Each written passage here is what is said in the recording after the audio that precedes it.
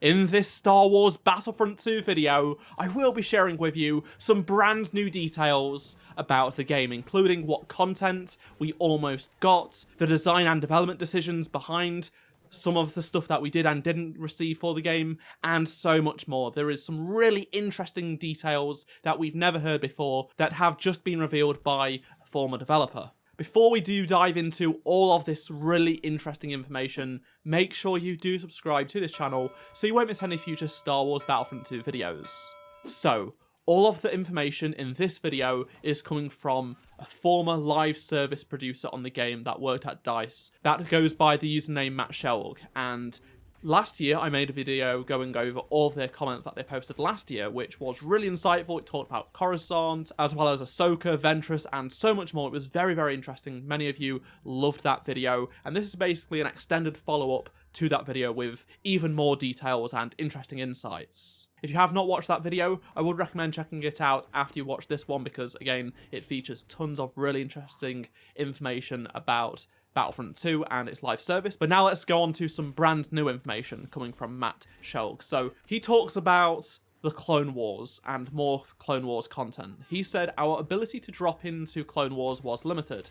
Ahsoka was a very hard character to get approved, and we did not have the art style that would fit Ventress. There was also a big hesitation from upper management that the TV show had any pull with the general audience, and mostly wanted us to focus on movie stuff. We snuck some stuff in here and there, but movies were always the backbone of when we asked for more resources. Stuff like Ewok Hunt started out as a Mandalorian-themed mode, but was shut down because the show was in pre-production and no Mando stuff was allowed. I did always wish that we did Yaddle, the Yoda rig and moves were a very bespoke setup, and we never got to use that skeleton for anything else. A crying shame." So, that's why we did not receive any Mandalorian content, because it was basically off limits until basically the show came out, and as we know, the show became a success, then the game got shut down shortly after. Someone then asked, "I've seen people say that Ahsoka and Ventress and even a Mustafar map were being planned. Is there any truth to that? Those would have been amazing." This is true. If you've watched one of my previous videos where I went over some comments from Dennis, he did confirm that Ahsoka, Ventress and Mustafar were in the content plans to happen after the original trilogy section, and Matt does delve into this. So he said we had plans for Ahsoka, but it was just an initial discussion with management on both sides. If I had to put a timeline to it, if we had not been cancelled, then the original trilogy focus would have lasted for another quarter. We would have done a small fall quarter and launched a Clone Wars season with those two about a year after our closing. That is around the time it would have taken us to get those things made.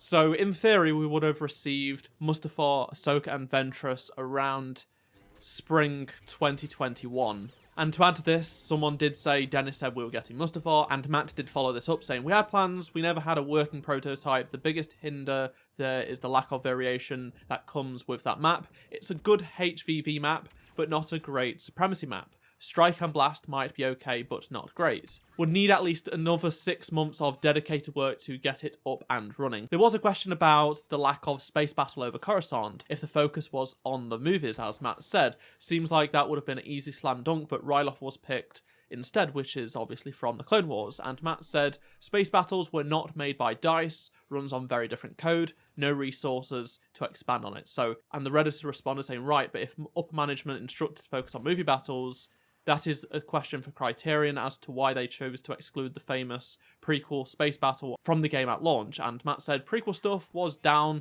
priority. The original 3 was the most important. Side note, I've spoken to many developers on many Star Wars games.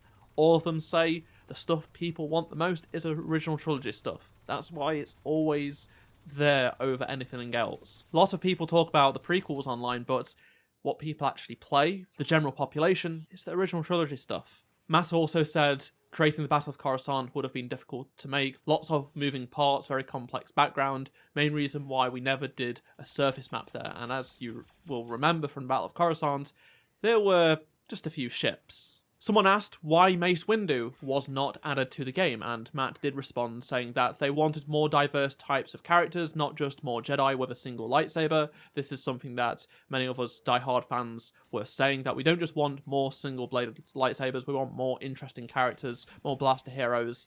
And he did go on to say that Ahsoka would have been good, as would Ventress, because they would have been different from just another single lightsaber-wielding Jedi. But they wanted more range characters. Those are the ones that they wanted most at DICE. Someone asked, were Mando or Jango ever on the cards if the game carried on? And he said Jango was always an easy one to make, but adding more flying heroes to Darkside was not something that we aimed for. I'm glad, because it's bad enough with just Boba, right?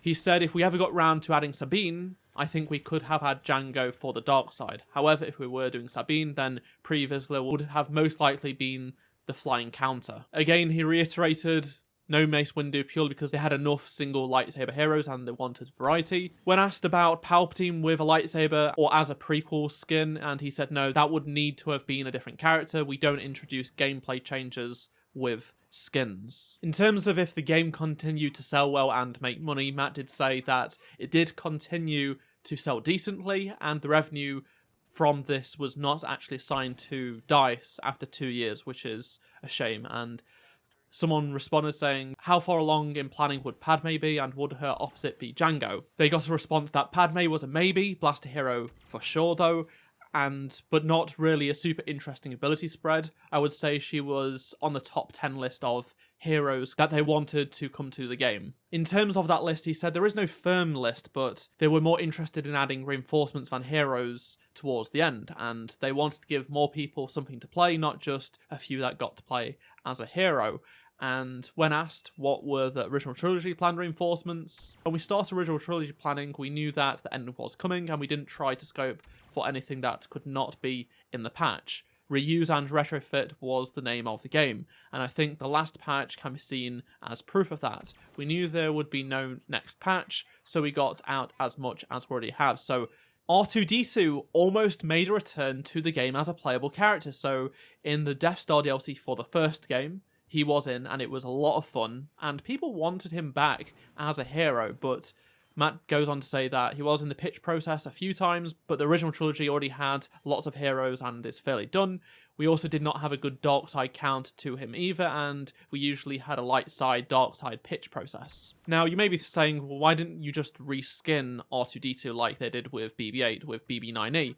And basically the developer said, whilst that is easy enough to say, there is a few months of discussion with Lucasfilm to even get that off the drawing board. It also needed to come with an OT push from Lucasfilm, and with that we did not have much else to put in there. For example, the sequel trilogy films had those marketing pushes, The Rise of Skywalker, The Last Jedi and such, so they had to do something for that event. And he goes on to say they actually already had designed BB-8 as he was planned to be a companion with Poe, who would have been a playable hero. We did not get Oscar signed to do the voice for Poe because he had just had a kid.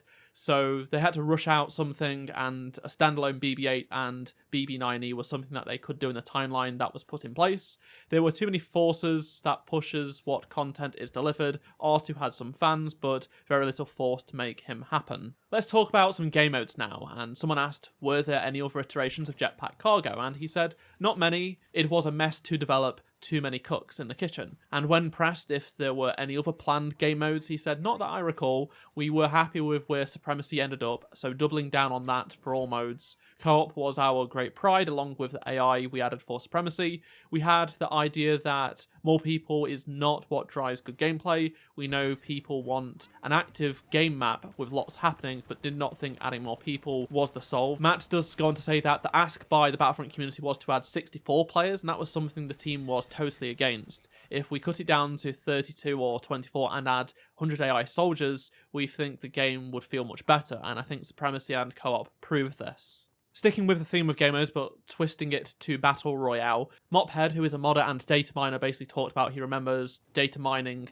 a pirate-themed free-for-all game mode, and Matt did say pirate-themed, and Mophead responded saying, as in playing as pirates like the Anarcha gang from the Clone Wars. I may have misinterpreted it though, and basically got a response saying, Might have been something we tried with Jetpack Cargo. The mode had a lot of things before it launched, but also too buggy to stay up. Another game mode people asked for, which was going to be so different to anything else in Battlefront, was a pod racer game mode, and that was actually in development. Another studio made pod racing in the game. The developer did say he played it a few times, and it was fun, a bit janky. At the end of the day, it was a prototype. We also had a game dev jam. One of our teams made the Order 66 game mode, 4 Jedi versus Unlimited Clones, Left 4 Dead-like, each with one Jedi having one ability. So one had a shield, one had heal, one had push, etc. So lots of teamwork required. I think we only had that on Kashyyyk, and this was something he talked about previously last year when I did make a video on that, although those abilities are new information. In terms of how far along the Order 66 game mode was, he said it was a dev jam build, so it was only 3 days worth of work.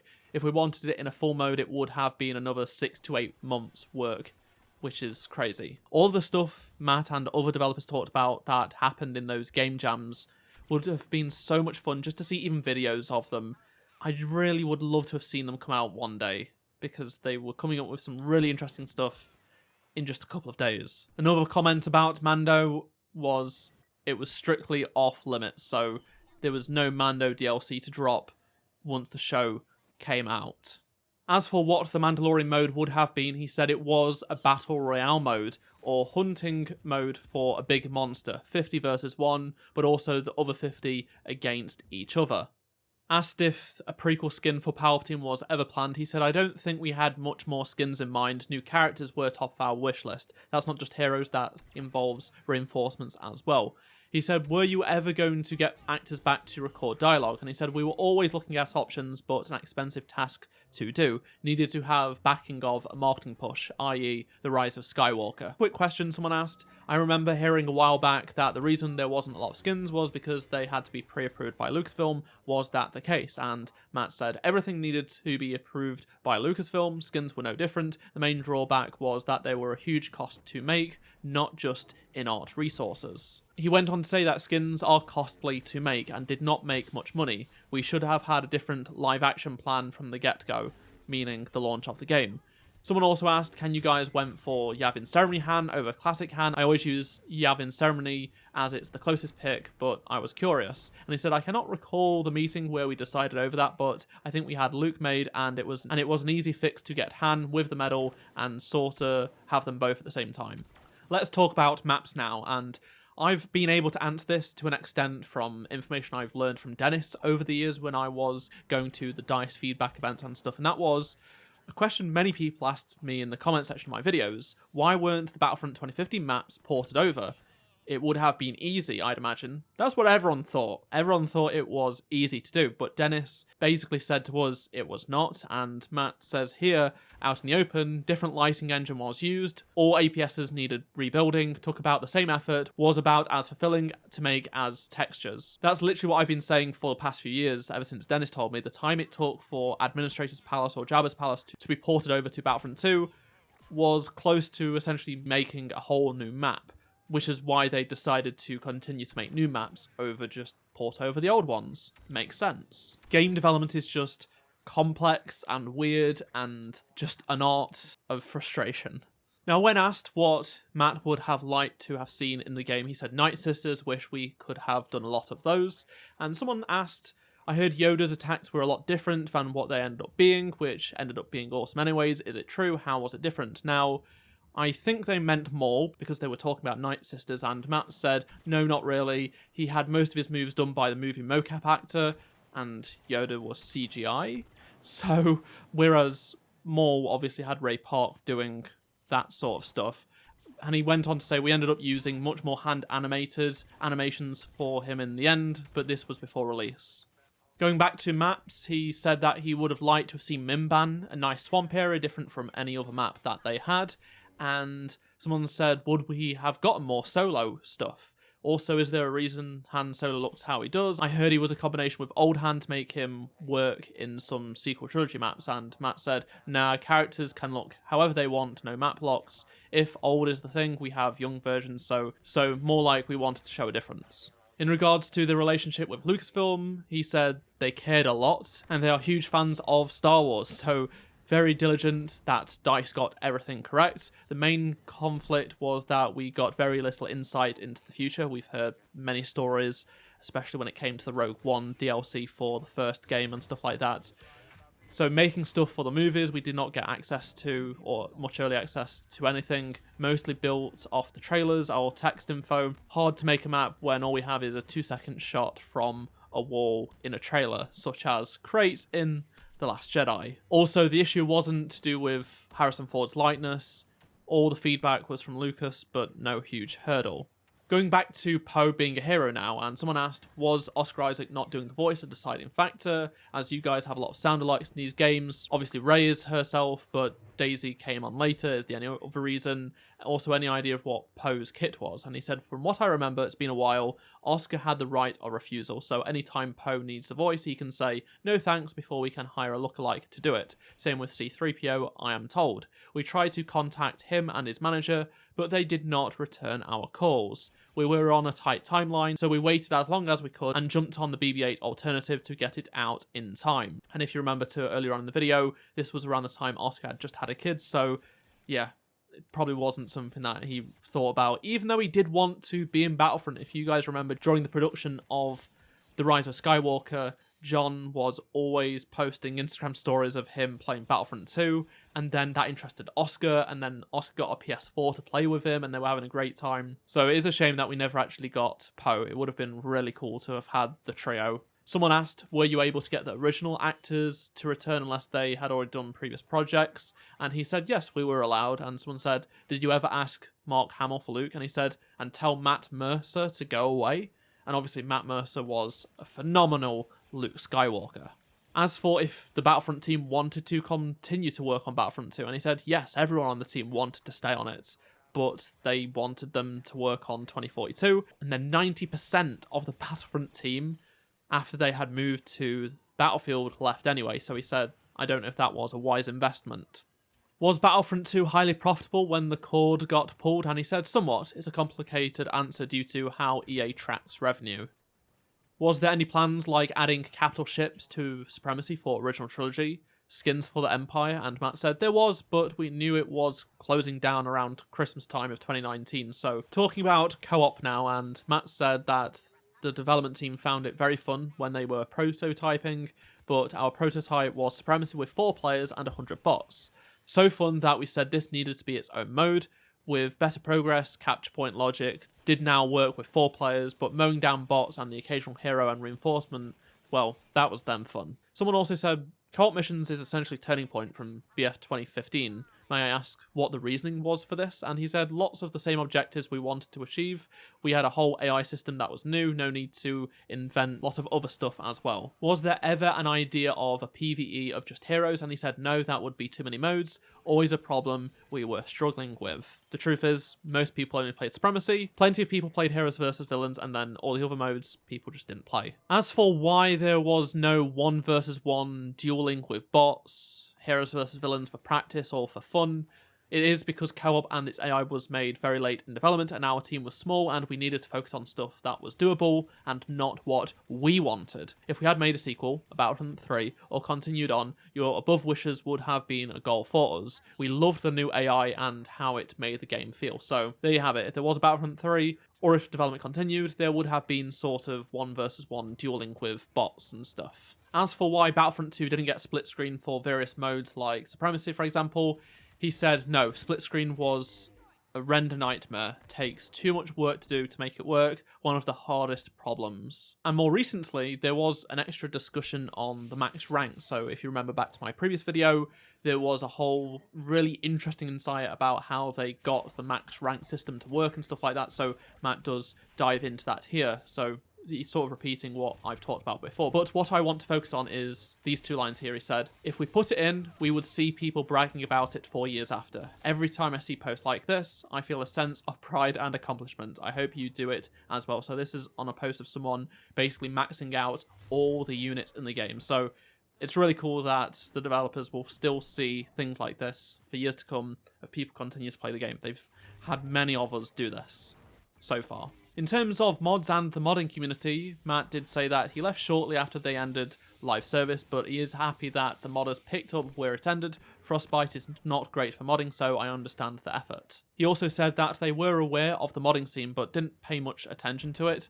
How modders did things was very different to how we did stuff. So all of that information is very insightful, some really interesting revelations of how they had to work in the development of Battlefront 2, and just how much stuff that, you know, people asked for that they wanted but just could not do due to various constraints, whether it be time, money, resources, in general, lots of stuff. I really do hope more stuff continues to come out. I know it's depressing learning about stuff what could have been, but also I find it really interesting more than that, and that's the most important part, and I'd really want to know more about the development of this sort of content rather than just not knowing anything at all. I would love to hear your thoughts on anything I've talked about in this video, so do let me know down in the comment section below, and remember to drop a like to help support the channel, subscribe so you don't miss any future Star Wars Battlefront videos, and I shall see you in my next video. And if you did miss any of my previous videos, click on the playlist on screen right now, and I shall see you in my next video.